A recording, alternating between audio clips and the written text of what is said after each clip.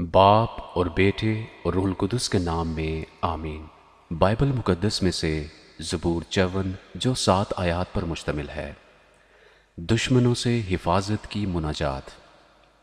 اے خدا، اپنے نام کے وسیلہ سے مجھے بچا اور اپنی قدرت سے میرا انصاف کر۔ اے خدا، میری دعا سن لے، میرے منہ کی باتوں پر کان لگا، کیونکہ بیگانے میرے خلاف اٹھے ہیں اور تند خو لوگ میری جان کے خواہاں ہوئے ہیں۔ انہوں نے خدا کو اپنے روبرو نہیں رکھا۔ دیکھو، خدا میرا مددگار ہے، خداوند میری جان کو سنبھالنے والوں میں ہے۔ وہ برائی کو میرے دشمنوں ہی پر لوٹا دے گا۔ تو اپنی سچائی کی روح سے ان کو فنا کر۔ میں تیرے حضور رضا کی قربانی چڑھاؤں گا۔